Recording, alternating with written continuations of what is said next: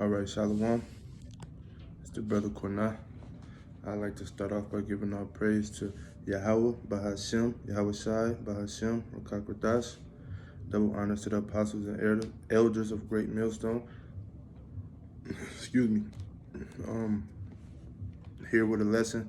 I'm gonna title this one, "The Lord Will Test You," and I got that title from the brother Kadash Yasharala. He gave me a title, wanted me to do a lesson on that. And this is a good lesson because it's true, the Lord will test you. And a lot of people think that, like a lot of people, they think that the things that they go through, right, whether good or bad, they consider it to be good luck or bad luck, right? They never really consider the fact that it, like, all things that happen to you and for you actually comes from the Lord. They never even consider that, right? They just deal strictly with luck.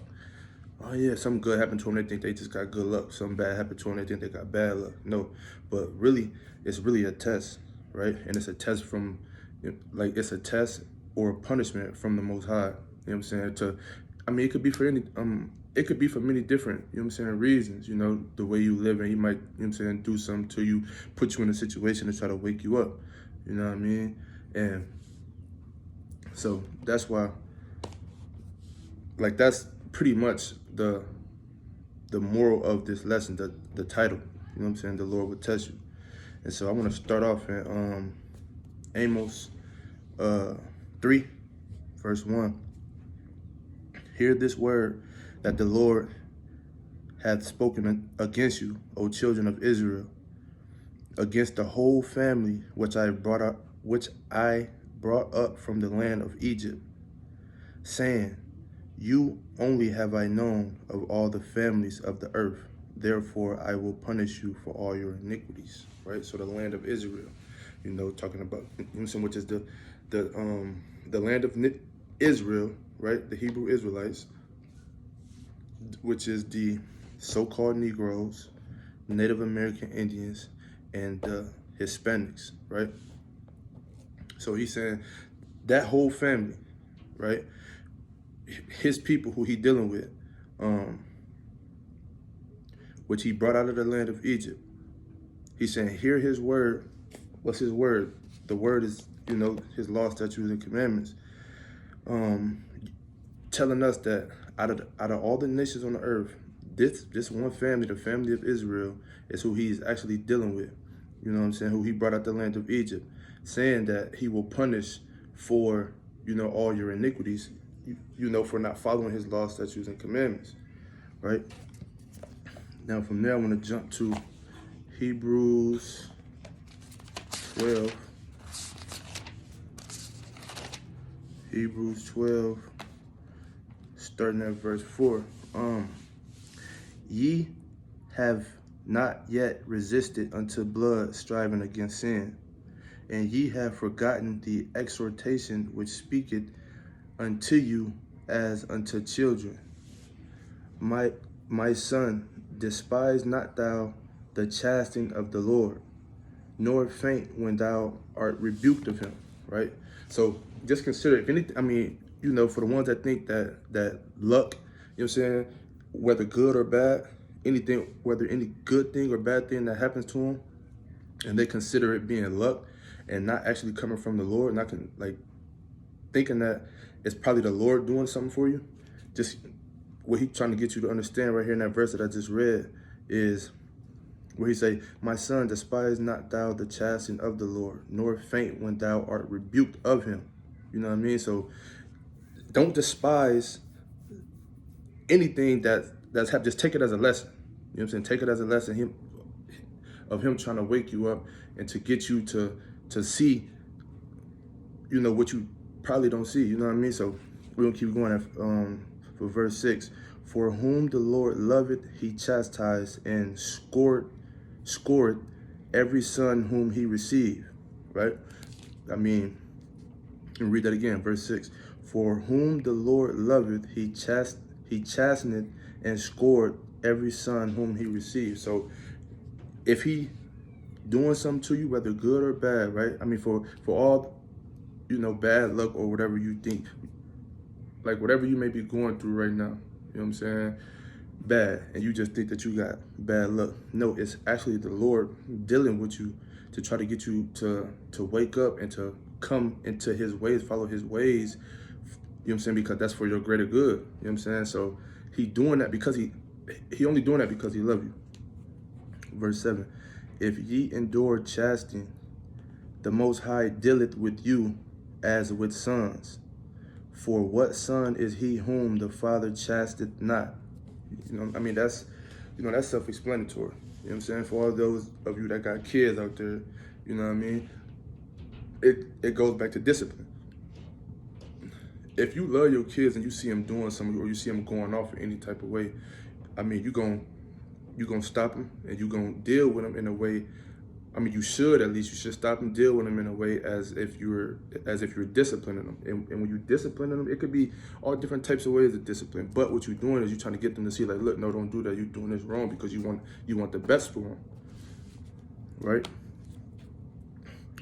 Verse 8, but if ye be without chastisement, whereof all are partakers, then ye have bastards and not sons.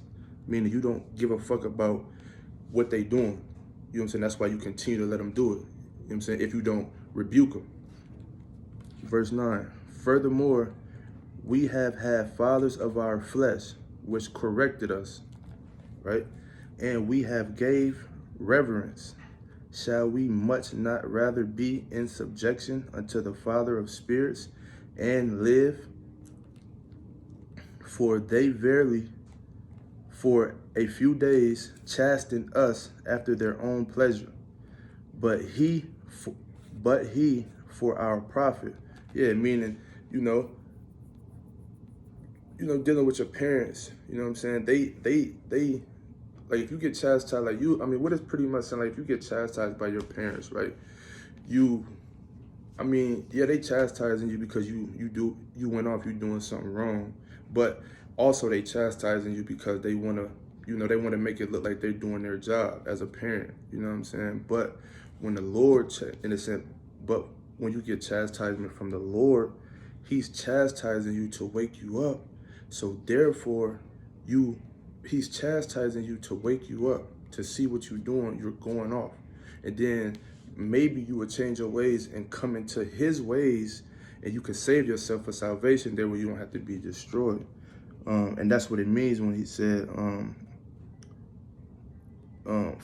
verse 10, for they verily for a few days chastising us after their own pleasure, but he for our profit. You know what I'm saying? What's the profit? The inheritance of the kingdom, that we might be partakers of his holiness.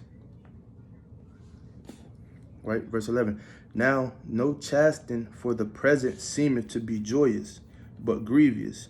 Nevertheless, afterward it yieldeth the peaceable fruit of righteousness unto them which are exercised thereby.